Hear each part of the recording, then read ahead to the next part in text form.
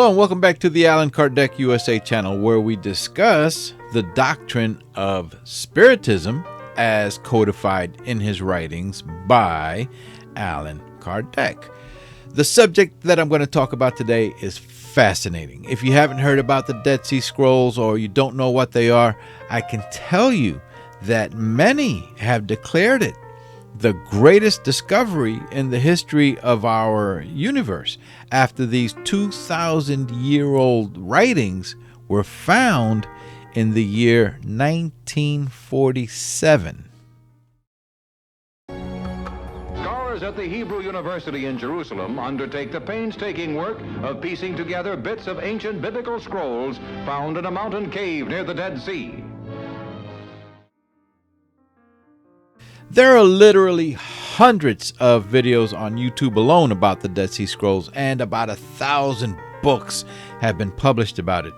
And for about the past 2 months, I have been doing practically nothing but living, breathing, eating, sleeping, everything there is to know about the Dead Sea Scrolls in preparation for this presentation. As it turns out, I probably ended up learning a lot more than I needed to know for what I want to discuss about them, as my focus is on what the scrolls say about the spirit world and reincarnation, the writings that correspond with Spiritism and the works of Allan Kardec, which came about over 2,000 years after these scrolls were written. But it was a very interesting learning experience nonetheless. And I can tell you that the scrolls do have a lot of writings about reincarnation, and it is very clear, and I'm going to show you evidence of that here in this video. So for those of you who say there is nothing in all of the Dead Sea Scrolls about reincarnation, they obviously haven't studied all of it. They are wrong. Or they just don't want you to know that it's there because it doesn't fit with their personal beliefs. So I don't want to get into every detail about the Dead Sea Scrolls. That would take up about 100 hours of video at least. Instead, I want to provide a brief description about them and then get into the sections that deals with reincarnation. If you want to learn more about the scrolls, like I said, there are thousands of published works out there. Now, something that you should know, even though these scrolls are over 2,000 years old, written over 2,000 years ago, as far as the writings on them go, in about 90% of the scrolls that were found, 90%, there wasn't anything new. That's because about 90% of the scrolls contained rewritings, copies of the Old Testament of the Bible. Writings identical to or nearly identical to all of the books of the Hebrew Bible. And there were multiple copies of every book of the Old Testament, except for the book of Esther, which wasn't found. Why that particular book was ignored or left out is a mystery. But the writers of the Dead Sea Scrolls did not hide any copies of the book of Esther in the caves. By the way, remember that the Old Testament and the Hebrew Bible is basically the same thing. The other about 10% of the Dead Sea Scrolls consisted of non-biblical materials, mostly commentary, personal letters, rules of the Essenes community. We'll discuss that group a bit more later.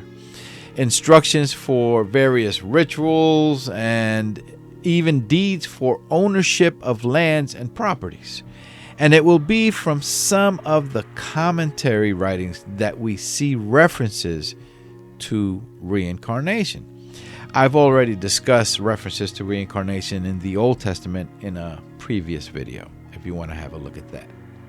In all, when all the pieces, fragments of the Dead Sea Scrolls were put together, it became approximately 800 manuscripts. Very quickly, the Dead Sea Scrolls got its name because they were found in a region beside the Dead Sea, a body of water between Israel and Jordan. It's called the Dead Sea because its content of salt is about 10 times higher than salt in your average ocean, and no creatures can live or survive in water that's salty. No fish, nothing, except for some bacteria and algae. Surrounding the Dead Sea is desert land, and in that desert there are many caves. As the story is mostly told, sometime in the year 1947, some men and young boys were walking through that desert, and during a time that they had stopped to rest in a region called Qumran, one of the boys wandered off and began throwing rocks into the opening of one of those caves. And he heard what sounded like pottery or glass breaking from the rock he threw. So he climbed into the cave's opening, curious to find out what caused that sound, and he found some ceramic jars with lids on them. And in those jars, he found some scrolls wrapped in cloth. That boy shared his find with the rest of the group. They looked at it and realized it was very old and wondered if they had any value. So they later took it to an antiques dealer in the city of Bethlehem, and the antiques dealer bought it from them for a little less than $100.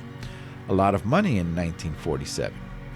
To make a long story short, word spread about the discovery of the scrolls over the years, and eventually a Catholic leader named Father Roland DeVoe was assigned as the head of a team to excavate the region and search for more scrolls.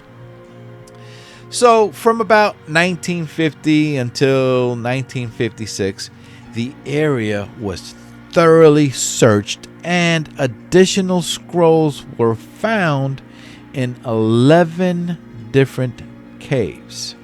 A big problem, however, had been Father DeVoe's tight control and secrecy of the Dead Sea Scrolls for about the next 30 years. He led a team that put together all of the loose fragments, pieces of the scrolls together during that time. And these people, it was reported, did not have much interest in treating the scrolls for preservation, to keep them safe from harm and further destruction or deterioration. They didn't care about that. One member of the team who was interviewed in later years said that they were smoking cigarettes while working on the extremely old and fragile pieces, that they were placing their coffee cups beside the scroll pieces, and if some drops of coffee fell on them, they didn't care. They were putting the pieces together with Scotch tape, what future preservers of the scrolls, teams that came about later, said was an atrocious method to use on the scrolls. Scotch tape. That's because Father DeVoe's team didn't really care about preserving the Dead Sea Scrolls. They just wanted to put it together to read what it says. And that secrecy caused all kinds of conspiracy theories around the world. Understandably, it seems. Why is a Catholic leader hiding them for so long, people had said. There must be something in them that could destroy the Catholic religion. Maybe the scrolls give an account of Jesus Christ marrying Mary Magdalene, having children, and living a long, happy life before dying of old age. And if that's on there, these documents will never see the light of day, because the Catholic Church will be totally ruined.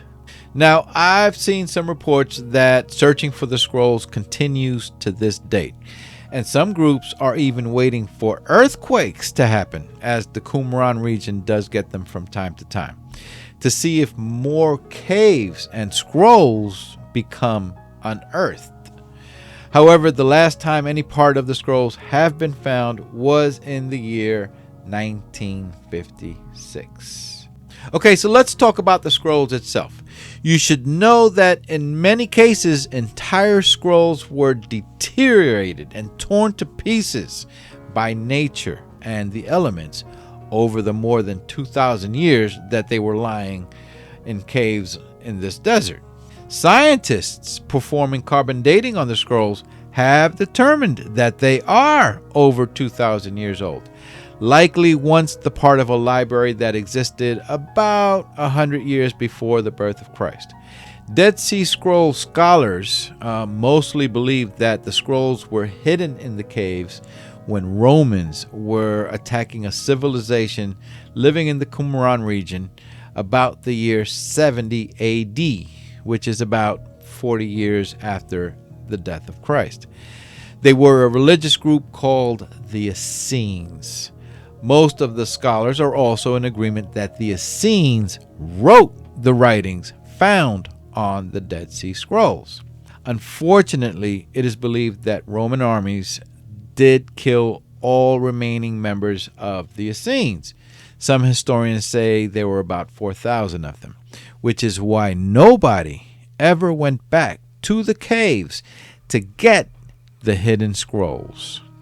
And now is when we begin to connect the Spiritist doctrine, the works of Allan Kardec, to this discussion. During the time of Jesus, give or take 100 or so years before and after his death, there were primarily three major Jewish or Hebrew sects. One was the Pharisees, another was the Sadducees, and the third was the Essenes. While all three groups were considered Jewish, they were different religious groups and had their differences. Kind of like Christianity has, to name just three, for example, Catholics, Baptists, and Protestants. It is interesting to note that the Bible, the Old and New Testaments, speak of Pharisees and also about Sadducees, but nowhere in the Bible will you find the Essenes mentioned. And that is because other Jewish groups considered them somewhat of an outcast, kind of like we see a cult these days. Thankfully, we do have a lot of historical works written about the Essenes coming from historians that lived during the time of the Essenes: Flavius Josephus, Philo of Alexandria, and Pliny the Elder. Josephus was born in the year 37 AD. So if we say Jesus died in the year 33 AD, when Jesus was 33 years old, Josephus was born 3 years later and then lived until about 100 AD. Philo of Alexandria was born in the year 25 BC, so about 25 years before the birth of Christ. The Roman historian Pliny the Elder was born about 23 AD and died 55 years later. These three men wrote extensively about the Essenes, and we have those works available to us today.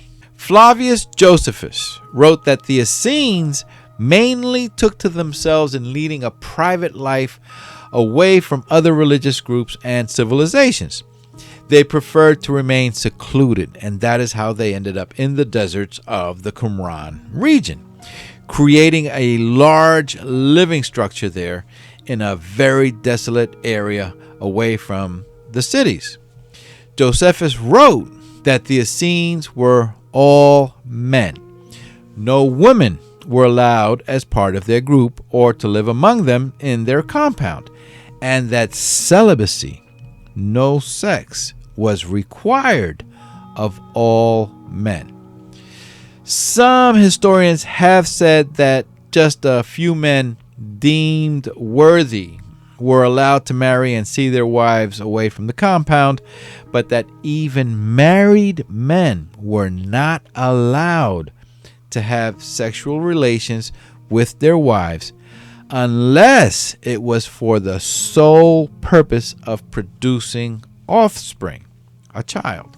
But mostly they were an all-male celibate group that relied on converting other men to keep the religion going. Flavius Josephus wrote that the Essenes believed in the immortality of the soul, that after death the soul departs and then there is rebirth of that soul.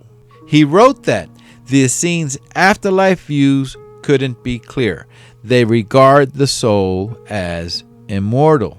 In another report, we see that Josephus recorded how the Essenes believed in rebirth.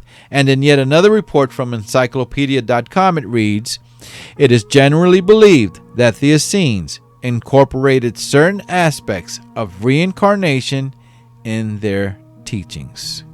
On the Wikipedia page about the Essenes, it states how the accounts by Josephus and Philo of Alexandria show that the Essenes led a strictly communal life, that their theology included belief in immortality of the soul, and that they would receive their souls back after death. Now let's go to where this appears in the Dead Sea Scrolls. All the caves in Qumran where the scrolls were found were numbered. There were 11 caves in all, and in cave number 11 was found many pieces of a scroll labeled 11Q13 that was eventually put together like pieces of a huge jigsaw puzzle. The task of putting the pieces together was daunting. It took years.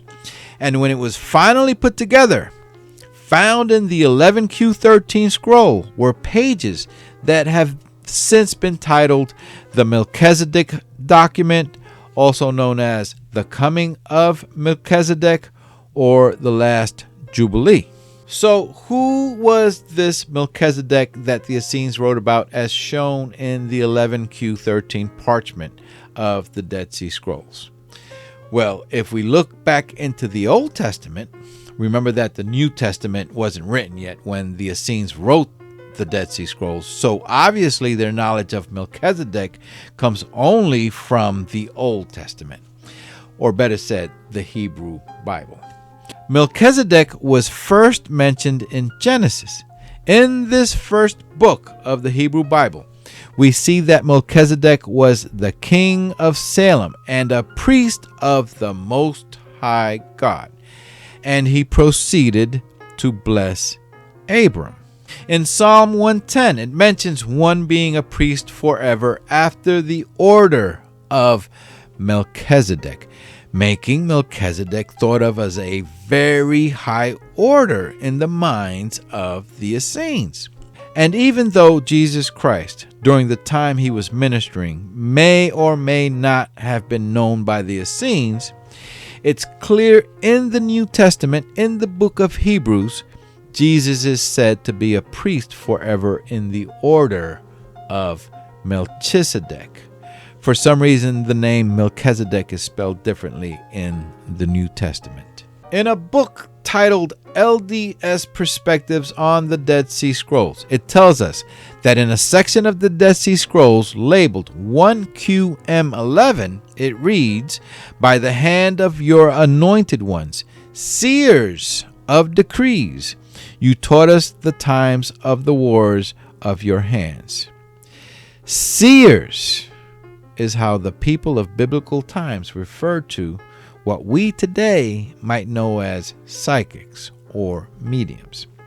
In that same book, the author describes how Melchizedek can only be identified with a historical person from the past if this person is considered as Redivivus. We're going to talk a bit more about that word, Redivivus, in a moment, and what it means. And a bit further in the book, it continues by letting us know that the messenger, whom the 11Q13 parchment of the Dead Sea Scrolls describes as the Messiah, whose coming is expected in the final Jubilee, and in the Dead Sea Scrolls manuscript is not only a prophet, but also anointed by the Spirit. Anointed by the Spirit, meaning that the Spirit of Melchizedek, from the Hebrew Bible, is now in the body of the Messiah that arrives. The Essenes believed, as seen in the Dead Sea Scrolls, that there will be a cycle of Jubilee periods and that Melchizedek will return as their savior. In other words, Melchizedek is the Messiah that they are waiting for to liberate them from the evils of the world. More specifically, who Christians refer to as Satan, but in the Hebrew Bible or the Old Testament is called Belial. And in some Hebrew to English translations of the Dead Sea Scrolls, the word Redivivus is added to the name of Melchizedek. Redivivus. What does that word mean? Well, you can find various definitions from various sources, and they are all very similar. And they all say that Redivivus means born again, or come back to life, or reborn, returned to life. In other words, yes, reincarnated. It means reincarnated, and that is exactly what the Essenes wrote as seen in 11Q13 of the Dead Sea Scrolls. For some reason, other Hebrew to English translators of the Dead Sea Scrolls did not add the word Redivivus in their translations of the Hebrew written Dead Sea Scrolls. And I wanted to know why.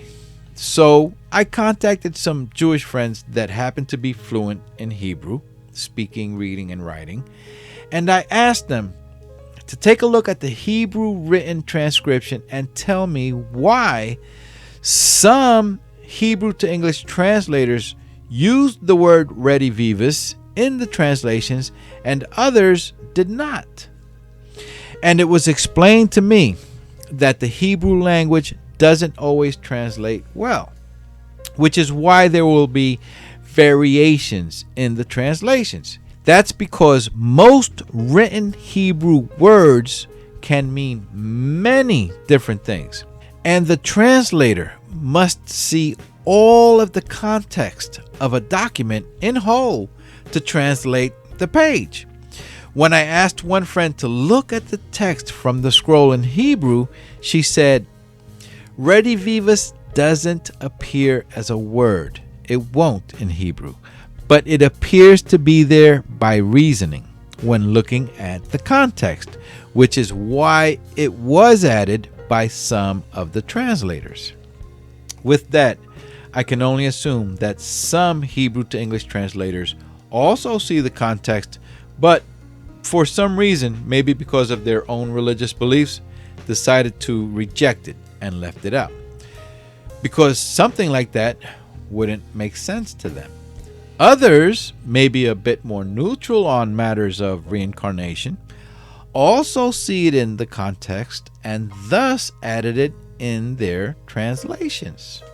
In the end, this is all very simple. Even though lines in the writings of the Dead Sea Scrolls don't directly have a single word that translates to the word reincarnation, it is clear that they do expect the return of Melchizedek. That is what they wrote in the scrolls, and all the scholars that have studied and reported on the scrolls are in full agreement with that. Melchizedek will return. Many just don't want to say how Melchizedek returns, but he will. And how is that supposed to happen? Poof! He appears instantly out of thin air, like a magician? Or a human being of flesh and bones comes riding down from the sky on a cloud? The historians that lived during the times of the Essenes, that studied the Essenes, already told us that the Essenes believed in reincarnation.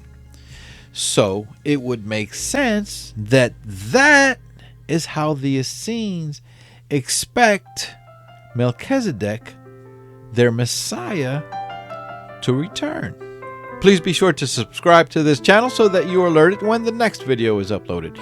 You may also share your comments below, or if you would like to write to me personally, I can be reached at kardecusa@gmail.com. My name is Ciso. Take care and have a blessed